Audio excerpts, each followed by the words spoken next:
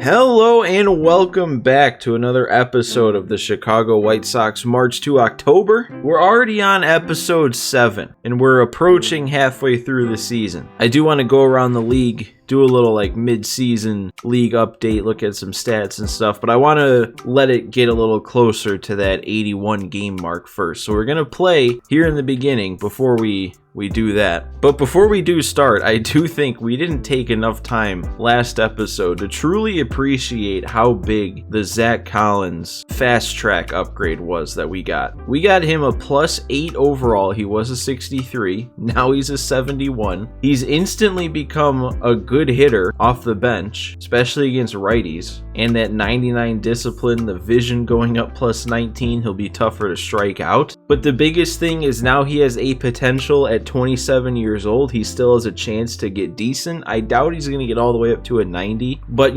mid to high 70s, even if he scratches 80, that might be all we need, because now that we have to worry about more than one season of March to October, we got to think towards the future, and Grandal might not have much more of a future on the team. He's 33, he's already regressing. He's only got one more year on the contract after this year. I haven't played much franchise and stuff, but between the franchise I've played, the March to October I've played, it seems like people, especially with an A potential, typically improve by 4 or 5, maybe 6 overall each year. So if we're halfway through the year, that might mean Collins might be around a 74 by the end of this one, maybe 73, 74, somewhere between there. So then by next year, by the end of next year, he will be approaching the high 70s. So then when it's time to, wave goodbye to Grandal, we might not have to worry about finding a catcher from the outside that's ready to go, because Zack Collins might be ready to go, as weird as that sounds. So that was absolutely huge for us, and I knew it was huge, and that's why I was so upset the first time around when I didn't perform with him and we didn't get an upgrade. But I'm glad we got that second chance, and now we got it. So we got a bit of a game to hop into here. We are tied 2-2 with Houston. It looks like we have 2 runners on, but there are 2 outs, so chances are we'll have to put something together ourselves. And we definitely need to win games like this, man, because in simulations,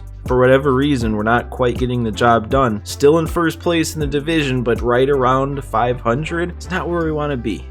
All right, we're jumping in here. Leury's up. We've got Pollock on second, Sheets at first. Pollock's gone deep. That's our source of offense today. Keuchel pitched, gave us 6 strong, 2 runs allowed. So he's still going good, surprisingly.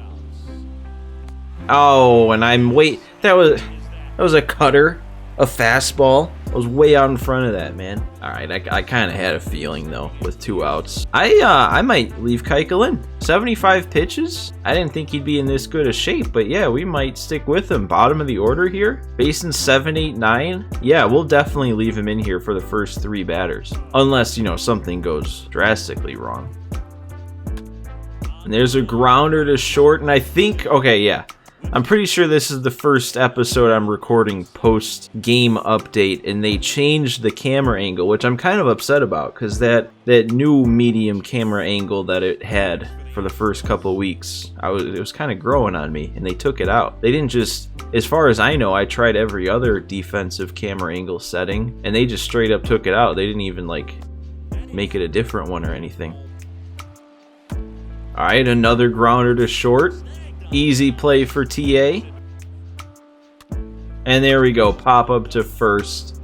Keuchel gets through the bottom of the order. We're going to hand it off to that bullpen here, but he gave us 7 strong. Oh, here we go. Pedro Baez. All right, they're bringing in Pedro Baez. Boog Shambi got really excited about it for some reason. Tim Anderson's at 13 home runs. I didn't realize that. I guess I need that stat update at the middle of the season just as much as anybody else. Both of us, though, we're starting out the 8th inning with the top of our orders. This really is. This is like a 2-inning game at this point. Tied up, both of us at the top of our order. New pitcher coming in the 8th for both of us, and TA's not getting it started. There, I really thought that was a base hit off the bat.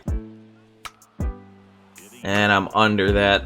Oh, and that traveled pretty well, too, for how far I was under it. Just think what a decent PCI would have done. All right, 3 lefties in a row. This is a pretty clear situation for Bummer. And it is a bummer that he's only pitched 4 2/3 this year. I mean, I guess on one hand, that's a good thing because I think that's probably down to how good our long relief has been. Between our starting pitchers and then the long relievers eating up so many innings, I guess it leaves not much work for guys like Bummer. And what? That was a cutter outside. That might have even been out of the zone. Oh, it wasn't out of the zone, but he was early. Didn't even hit it 100 off the bat with a high launch angle. I don't know. Between the launch angle and the exit velo, it didn't seem like it should be getting out at that part of the field. I don't know. Maybe I'm overthinking it, but now we got to make a comeback. Wow, dude, I had, I think, a perfect release on every single pitch, and they all just happened to go on the very outer regions of the par. How unlucky can you get? Well, you know what? I was going to take Bummer out, but Altuve's attributes are actually worse against lefties, so I'm going to keep him in. There we go. We get a chase finally. All right, now we're going to take Bummer out. Bring in Graveman, hopefully make sure no more damage is done because Bregman matches lefties. Oh, he couldn't hold up. Good job, Graveman, getting that one out. Now we kind of have to score. It's going to be Presley, I bet, we're facing, right? Yeah, Ryan Presley. He's having a year, man. Holy crap. ERA at like 1, 25 for 25. Batting averages below 200, and they're actually worse for lefties against a righty. You don't see that. Oh, I didn't need to swing. I was trying to be patient this at bat, man, and I thought that was a hittable pitch. Oh, and then I'm taking strike 2. Great. Oh, wait, please. No. Did that really not go? 2.1 feet away from tying this game. Are you kidding me? Oh, that one is staying fair. No doubt about that one. Oh my God, what an at bat. We saw 9 pitches, worked it to 3-2, hit 2 home runs basically. Oh my God, now that's a home run, Kyle Tucker. Take notes. That's how you do it. Handing Ryan Presley his first blown save of the year. He can't even get through one batter. That is unbelievably huge that was done right away. Because now it's just a new inning, and we're already tied. Oh man, did I really miss that? I legitimately thought I waited back. Okay. Oh, that was exactly where I was looking for. I was telling myself 2-0. I am not swinging unless it's a fastball, literally right where that ball was. I'm glad I actually did put a perfect on it because I feel like most of the times I have that mindset. I almost get like too excited when I actually get the pitch I'm looking for and end up blowing it. Man, how nice would that have been if that had a little bit of lift on it though and just left. Oh, but Pollock will handle that. That's gone, right? That's something. It is gone. Ryan Presley is nothing. AJ Pollock with a 2 home run game. That was like effortless. They brought in Presley. I'm looking at his stats like, oh man, here's another loss. But I feel like I barely tried. And we're up 2. Oh, did I? Don't. Oh, I swung at 2 ball 4s that at bat. Leury with Jordan out there, maybe? Nah. All right. Hey, that works though. That was a good enough inning. 2-run lead. We've got Liam coming in. All right, let's go, Hendricks. Let's show him who the real best closer is. And I'm going to throw more than just fastballs every pitch. And hopefully that'll make Liam actually good. The fastball will work there, though. Dang, dude. 3 pitches, he didn't know what to look for. Oh, we got him on the curve? That didn't even get where I wanted. That could be classified as a hanger, even. They're just confused. They have no clue. What a pitch. And then he looks at the 2-seam. What a statement. Not just the win, but the closer battle. Ryan Presley having this crazy season. We just put up 3. Then Hendricks comes in, strikes out the side. On like 10 pitches. I think he threw 1 ball. What a way to start the episode, man. Let's play some more. Quick turnaround here. After how other sims have gone, I don't want to sim too many games. Need to pick up some wins. We need to just win. That's all we can do at this point. There we go. I'm liking this. I'm liking this.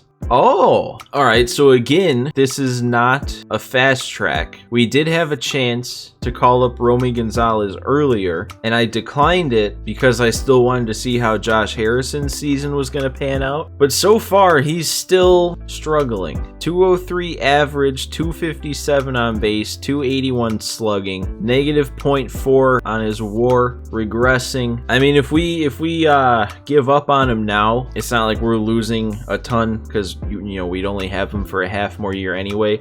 I could also add him to like a players to shop screen, maybe as a 77. Some other team would want him. I think I'm gonna do this call up opportunity here. I really do. I think I can call up Romy here. We'll probably get a player lock, and if I do okay, we can get him up into the 70s, so he wouldn't even be that much lower than Harrison. Might be a better move too when you think of our future, not just this year. I feel like this year Romy can come in and at least at bare minimum do what Harrison's doing, but for the future, getting Romy a nice +4 upgrade, that could actually be really nice for us going forward with how versatile he is. So yeah, I think we are gonna pull the trigger here, call up Romy, send down Josh Harrison. So let's go ahead, let's confirm this, and there we go. Romy is on the team. He's made the roster, and I'm assuming, yep, right away player lock with Romy. Hopefully we're facing like Ryu or something. All right, and then yeah, before I forget, before we advance any further, I'm gonna add Harrison to the players to shop screen. We obviously, Collins was on this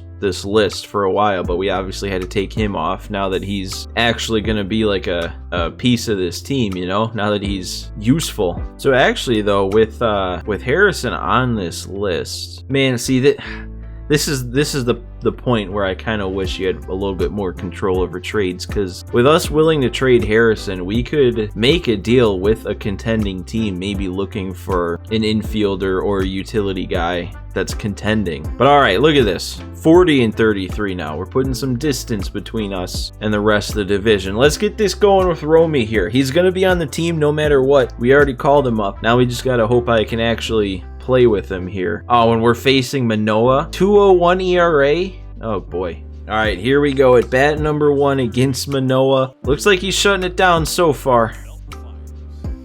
Oh, and I looked at that one. No way, dude, I got under that? We put up 2, but then they put up 2 more, and they still have Manoah in. All right, 3-0. I think if we can work a walk, that should be worth something. I'll be ready. If he throws a fastball right here, I'll pull the trigger. Nope, and he, okay, perfect. Now we gotta face their closer, who's probably just as tough as Manoah was. Come on, please, no. Yeah, guys, I don't think we're getting anything for this one. 0 for 3, just a walk. I wouldn't even consider the 3 hitless at bats as like good at bats, and yeah, we lose. Yeah, we got nothing in terms of pluses. We got a negative momentum. I doubt that means we get any sort of upgrade with Romy, and we don't even get like a second chance. Whatever though, I still think with how bad Josh Harrison was doing, that Romy will probably do a better job in the big leagues. If nothing else, he's probably a little bit better in the field at the various positions he can play versus Harrison. We didn't sim too many games there, which is good. I think we only lost the one that was simmed. Morale boosting win against the Orioles, 8-8 in the 9th. All right, you know what? I think this will be the plan. I want to leave some time to go through the league a little bit at the halfway point, but I think we'll do that. We'll check some stats and stuff. Won't take too long, and then we'll play this next moment and finish out the episode. So first of all, the division standings, we are starting to finally pull out ahead, 42-35. The Blue Jays, they are winning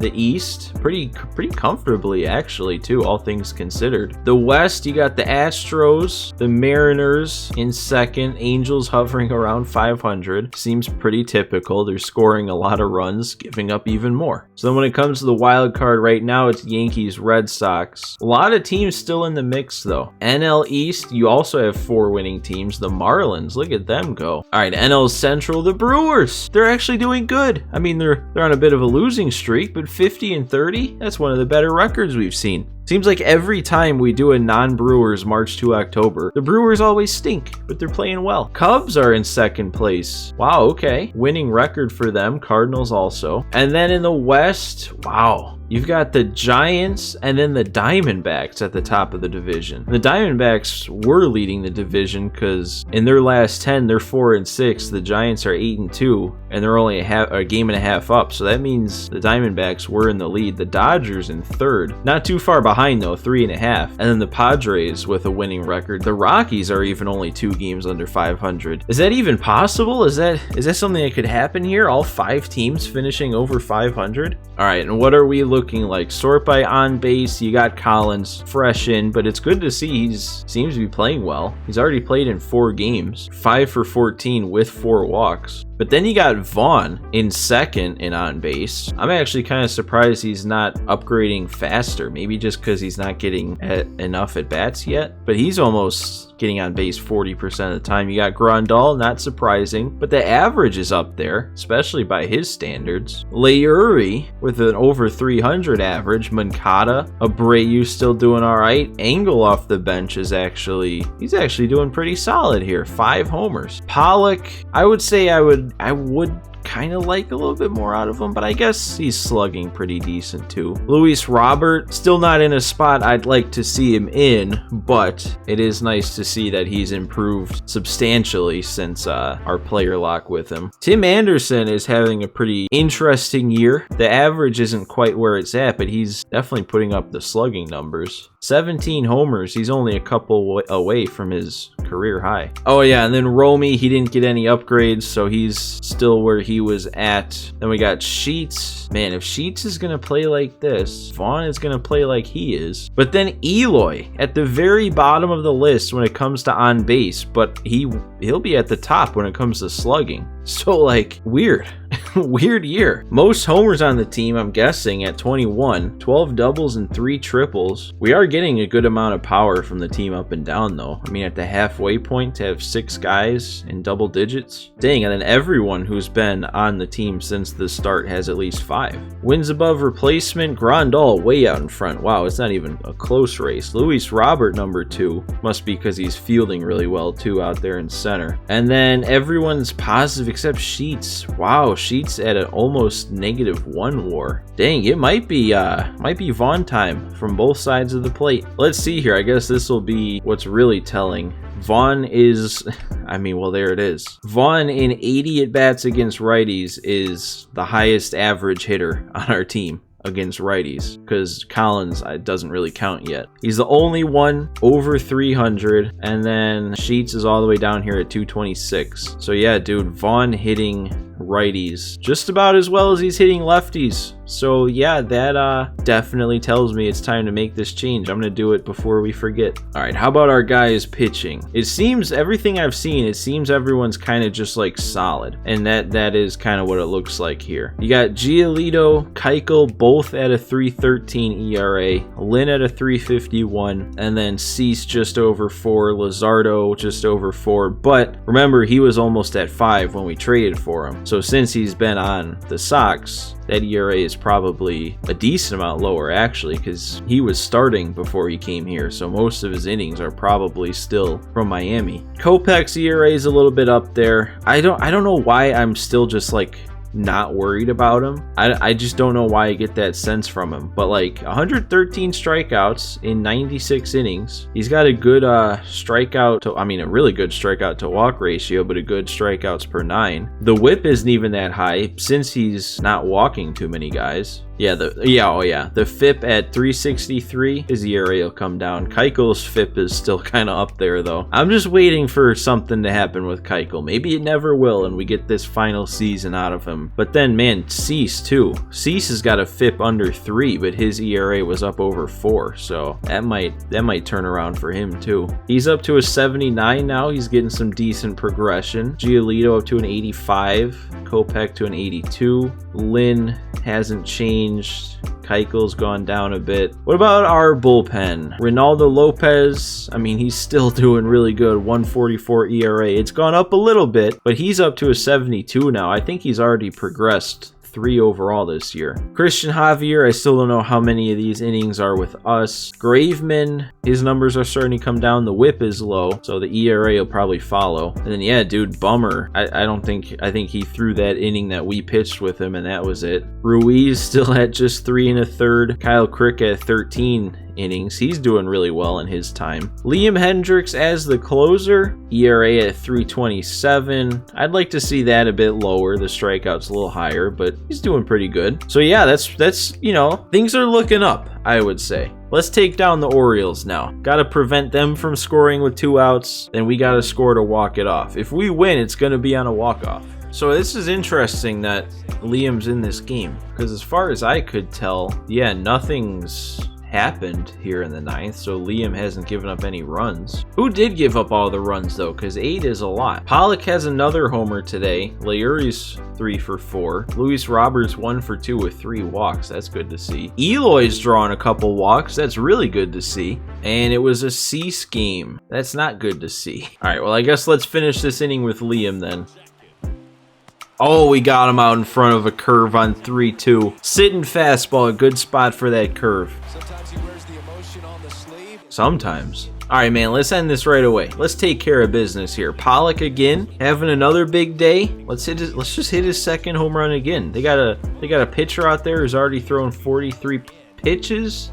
Oh, that gets through. All right, not a homer, but that'll start it off. Perfect. 3-0 to Vaughn. I would take a walk. Leuri up next. He's having a big day. I might honestly use him to bunt him over, though, if that happens. Oh, please leave. How poetic.